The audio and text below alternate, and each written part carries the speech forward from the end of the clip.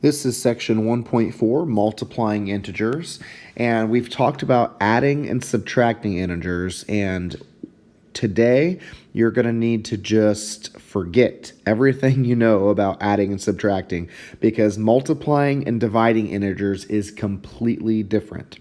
Uses a different set of rules. The best way I can think to describe it is it's like playing checkers when you've been playing chess. For those of you who know how to play chess, you know there's many different moves. All the pieces move differently. It takes a lot of thinking. Checkers, not so much. Checkers, you can move the pieces one way, and then when you get kinged, you come back the other way, and you can go both ways. Checkers, the moves are more predictable. Chess, not so much. There's a lot of different pieces. Now, both games are played on the same playing board. Both games have different colored pieces, two different teams. When you're playing chess, there's just more moves, there's more thought process. Playing checkers is much, much easier. And multiplying, and when we talk about dividing integers next, that's like playing checkers. So this is going to be much easier than what adding and subtracting was. So when you are multiplying integers, you do not check the signs and change it to division like you do when you're subtracting. You have to change it to adding.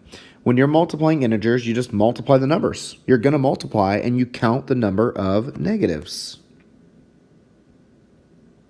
Count the number of negatives. If you have an even number of negatives, so let's say you're multiplying some numbers and there's 2 negatives. Well, 2 negatives would make a positive answer. And it's not same signs, keep the sign anymore.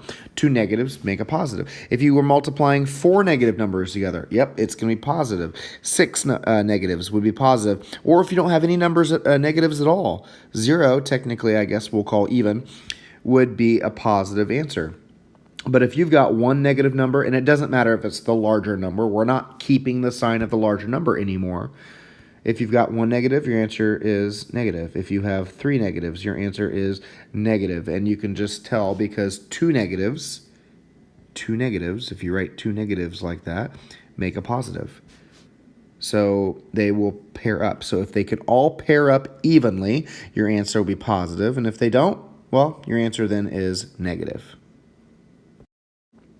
So let's see how this positive negative thing works then. So 2 times 5. Well, 2 times 5, you don't have any negatives. And we know 2 times 5 is 10. That's the product. Remember, the product is the answer to a multiplication problem. So technically, we would say 0 is even, and there was no negatives to worry about. So the answer is positive 10. But in the next one, 2 times negative 5, well, 2 times 5 is still 10. But this time you have 1 negative, and 1 is odd. So instead of positive 10, it's going to be negative 10.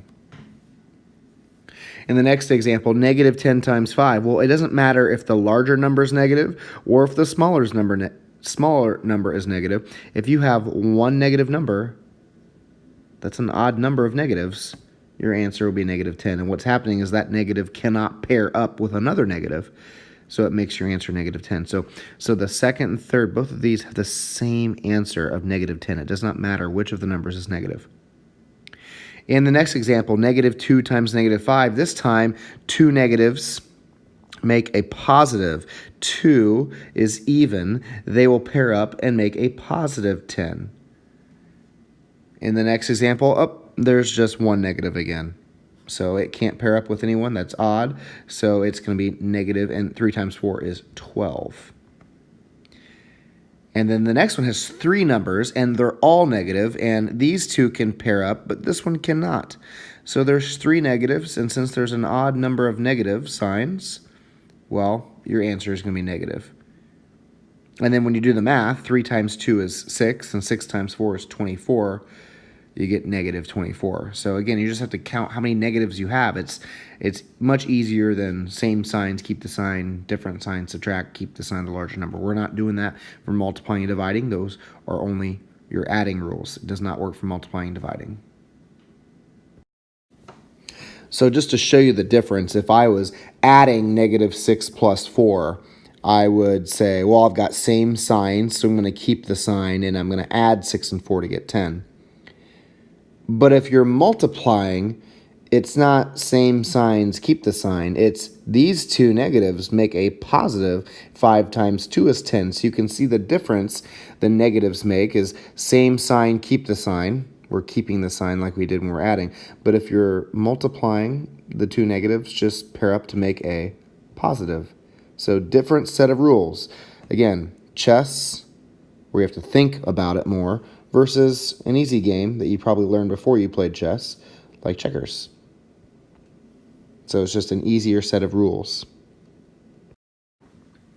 Well, we talked earlier this year about using exponents. So that's, a form of multiplication. So let's, just to remind you, if you have an exponent of 2, it tells you to repeat your base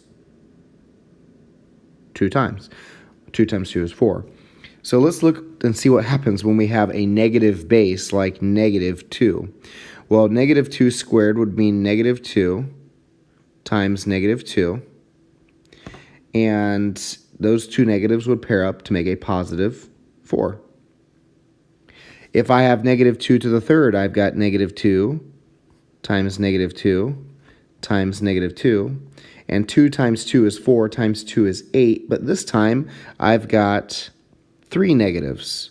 1, 2, and 3. And the exponent actually tells you how many negatives you're going to have. And since 3 is odd, I've got an odd number of negatives. So I have negative 8. These two will pair up. The third one does not, so your answer is still negative 8.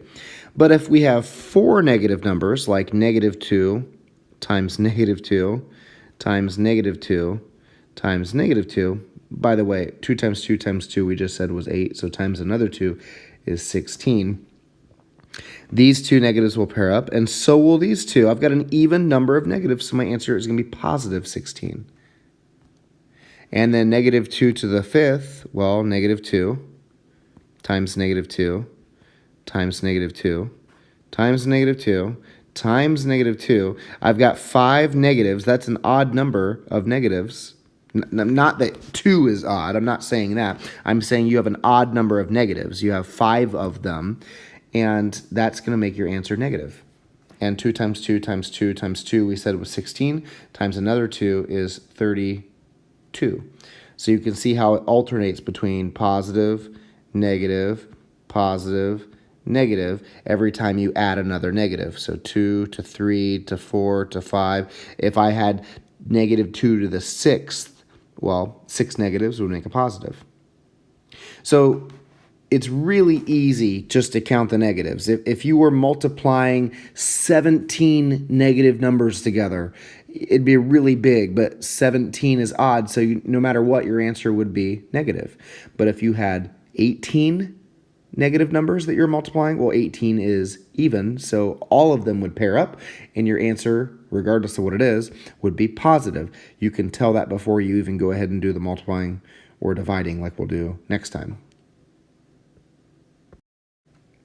So, when you're working with exponents, one important thing is to check to see if the negative is in parentheses, because if it is not, if the negative is not inside the parentheses, then it does not get repeated. It isn't part of the repeated multiplication. So you noticed in the last problem how we had the negative 2 was in parentheses. Well, that meant the entire base was negative 2. But in math, order of operations treats this negative as if it's being multiplied to the 5, and exponents come before multiplication. So in math, the negative sign actually does not get included with the base unless there's parentheses like we had up here. So a good way to remember that, and that sounds confusing, but I like to think of my exponents as being nearsighted. They only see what's directly below them. So this 2, it only sees the 5. It does not see the negative. So what happens is it repeats the 5. 5 times 5 is 25. And then it didn't even see the negative. So the negative gets dropped down to make negative 25.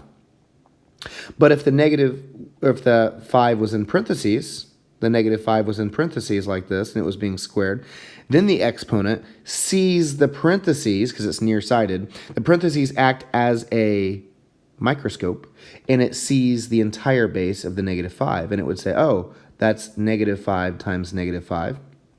which is still 25, but this time the two negatives pair up and make a positive 25. So the difference is if you have a negative, or sorry, if you have parentheses and the negative is in parentheses, it gets repeated twice. But if it's not in parentheses, there's only one of them, which means your answer would be negative 25. So look out for that as you're working with your exponents. All right, so let's look at some examples. Negative 3 times negative 7. Well, 3 times 7 is 21, and two negatives make a positive. They pair up.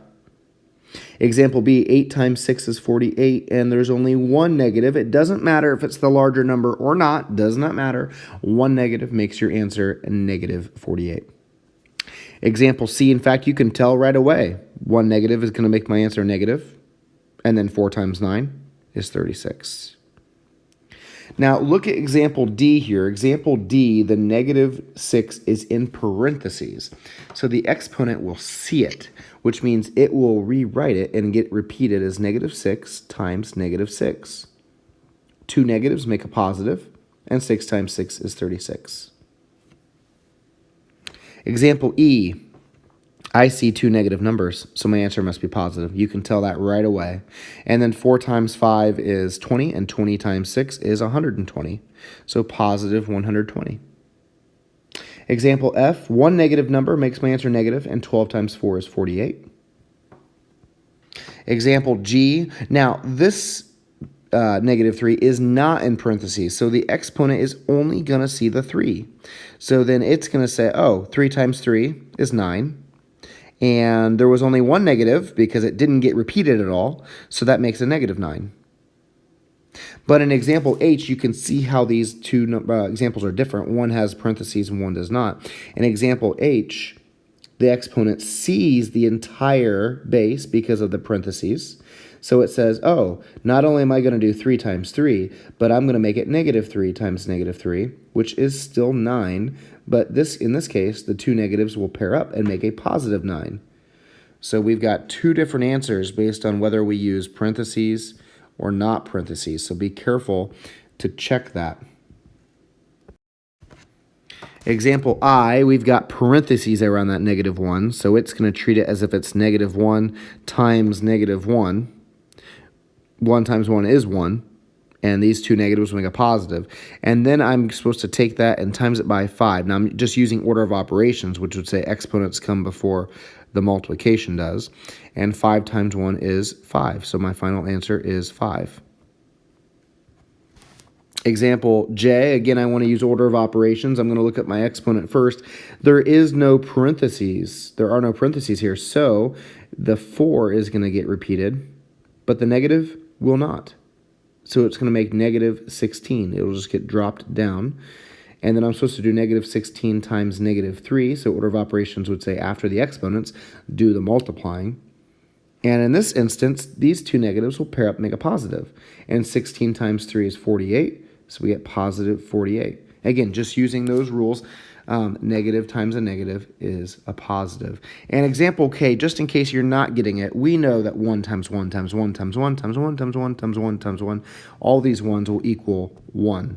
The answer, or the question is it positive or negative? So we've got 1, 2, 3, 4, 5, 6, 7, 8 negative numbers. And since 8 is even, all of those negatives will pair up, making this a positive 1. So the math part is simple. You just have to count how many negatives there are to see if it's positive or negative 1. In this case, positive 1, because they all pair up. All right, and this is the last example. It says the bar graph shows the number of taxis a company has in service. The number of taxis decreases by the same amount each year. Decreases. So if it's decreasing, it's going down. We're going to want to represent that with a negative number. So remember that. And it decreases by the same amount each year for 4 years. Find the total change in the number of taxis. So each year, we're losing 50 taxis. So that would be represented by a negative 50 for the taxis. And then this is happening for 4 years. So 50 minus 50 minus 50 minus 50. We're just losing 50 each time. So we're going to multiply that by 4 for the number of years. 50 times 4, think of 50 cents. If you had 50 cents, and another 50 cents, and another 50 cents, and another 50 cents, we'd have 200 or $2. So 50 times 4 is 200, and because one of the numbers is negative, it makes our answer negative. Not because the larger number, but just because one number is negative. We have a negative 200, and we want to label, because it's a story problem, taxis. So over those 4 years, they've lost 200 taxis, probably because of Uber. Uber's taken over. So minus 200 taxis.